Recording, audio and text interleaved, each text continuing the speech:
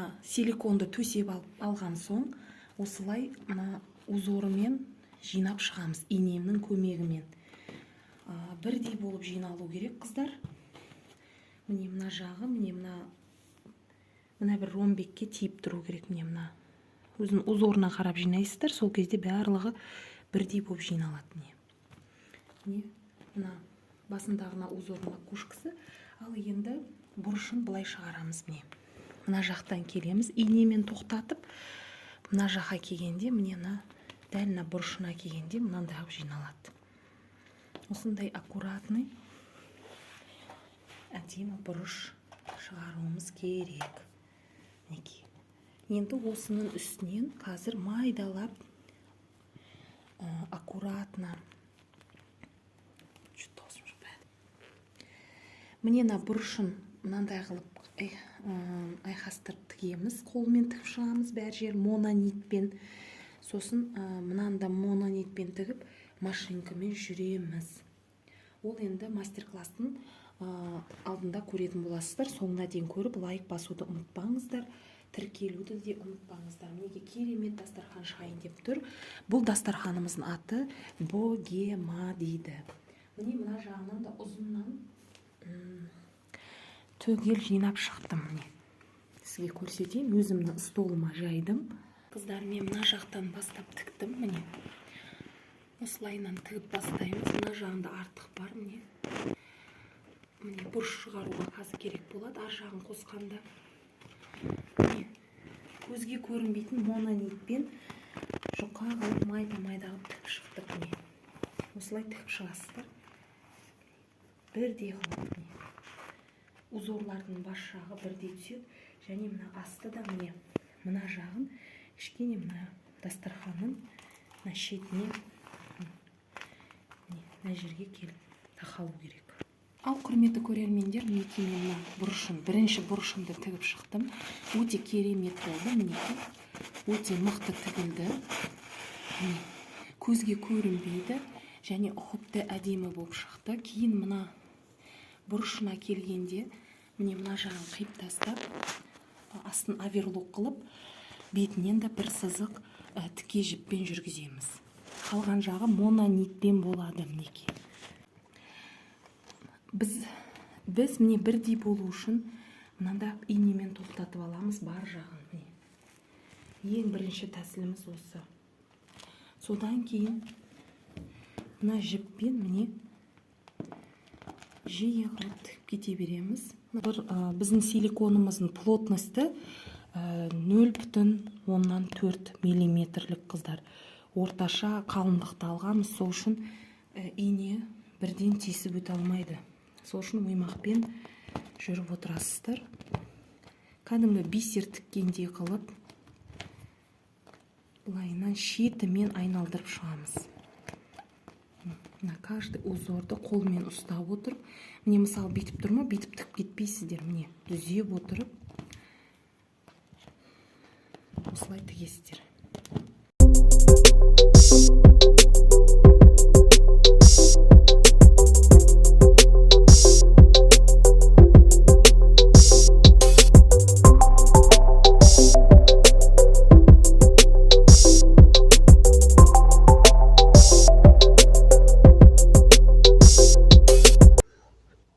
Мінекей, қыздар, біз бұрышына келдік, енді бар жағын тігіп шықтық. Осылай тегіс болып, әдем болып тігіп шықтық. Көріп тұрсыздар, Енді осының астындағы бұрышын қиып тастаймыз, артық жерін. Сосын бетін машинкамен тігіспен саламыз да, астын оверлок қыламыз.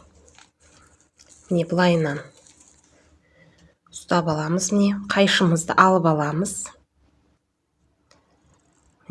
Сәл оверлокқа орын қалдырамыз, қыздар. Кейін тағы артық жерін алып тастаймыз оверлоктан кейін. Дәл өстіп, қарап отырып, артық жерлерін қиып тастаймыз. Осылай дастарханымыздың бұрышы осылай түсіп тұру керек.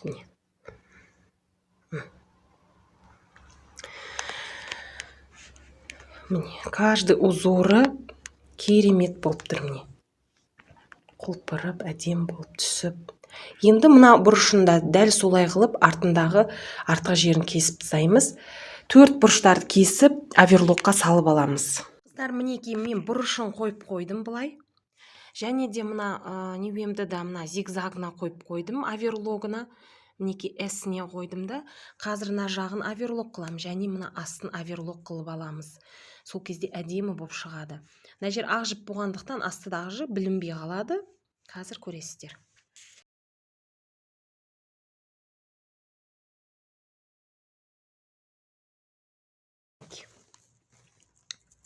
Міне, тым білінбейді. Енді осыны мына жағында артқы жіптерді қиып тастаймыз.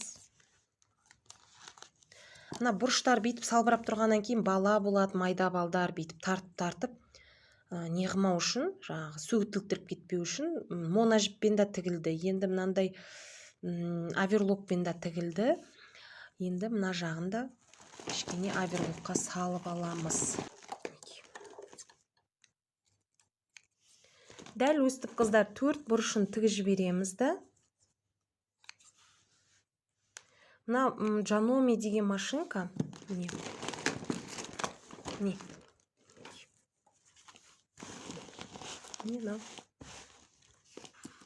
Бұрышын обработка қылдық қыздар.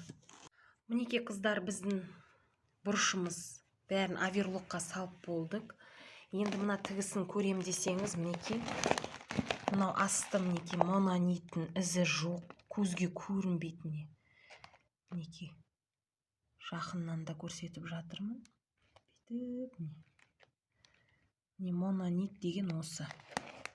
Ал егерде қазір бұл жағынан бүйтіп бұлайына машинкамен салсақ та болады. Бірақтан да қыздар, мына Janome деген бұл мына 4 қабат, және 0,4 миллиметрлік небе ғой мынау мешок, силикон. Оны мынау ала алмайды, не осилит он. Осилит етеді, бірақтан да мынаны бүріп, жабыстырып тастайды, мынау қисық бүйтіп қалады, мынандайынан бүйтіп қалады. Мен талай тіктім, сол үшін осыған осындай шешім қабылдадым. Мононитпен 2 күн кетсе де, мен қолмен, міне кесте тіккенде қылып, шетімен көктеп шығамын. Жақсылап түйіп алып, қайта-қайта шимайлап түйемін де, тағы да мононитті инеме жүктеп алып, мінеке 3,5 метрлік дастарханды тіктім қыздар қолмен. Міне ешбір айырмашылығы жоқ. Мононитті білесіздер ғой, ол да үзіле қоймайды оңайлыққа да. Еще жіңішкесі болғанмен 2 қабаттық міне. Міне қолға да ілінбейді, қараңыздар, көзге де көрінбейді. Ал мононитті машинаға мен жүктей алмаймын. Ол жүктелмей, чайналып, шимайлап дұрыс тіге алмады. Енді бірақ промышленный машина болса, кімде-кім салсаңыздар болады. Бірақ ине тығып отырып, я болмаса оған да бәрібір қолмен көктеу керек. Өйткені бұл силиконға мынаны былайынан тігу оңай зат емес. Ол әдемі көрініп тұру керек. Как будто мынау заводской, өзі фабричный мына небе кружево силиконнан өзіне өз шығып тұрғандай. Тегіс тігілу керек. А ол үшін алдын көктеп алуыңыз керек, сосын барып промышленный машинаға саласыз.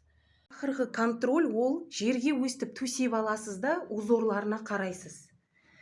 Барлық узоры бір келіңкі жату керек қыздар жерге. Міне. Егерде ғыржым болып бір жері тартылып тұрса, узоры міне мынандай тартылып тұрса, міне бүйтіп жатпай бір-бірімен өстіп тұрса, қате деген сөз.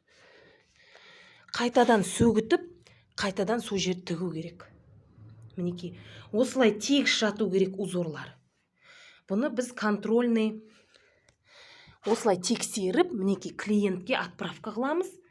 Өзіңізге тіксеңіз де, өстіп төсесеңіз бірден білінеді қате болған жер. Көрдіңіз ба, бұрыштары да әдемі жатып тұр. Мына бұрышы да бүріліп тұрса, бүйтіп жатпайды. Міне бұрышы бүйтіп көтеріп тұрады қыздар. Міне. Дәл өстіп көтеріп тұрады міне бұрышы. Сол үшін міне әдемі болып жатса, 4 бұрышы да міне 4 бұрышы да әдемі болып жатып тұрса, болды, керемет дастархан бұл. любой столға төсесеңіз де әдемі болып төселеді. Міне. Біздің силиконымыздың ені 1,40, ұзындығы 3,5. Бұл 3,5 метрлік, 3 метрлік столға төселетін дастархан. Міне. 3 метрлік столға. 3,5 метрлік дастархан. Көріп тұрсыздар ма? Тегіс жатып тұр, міне контрольный тексеру. Енді бұны упаковка қыламыз.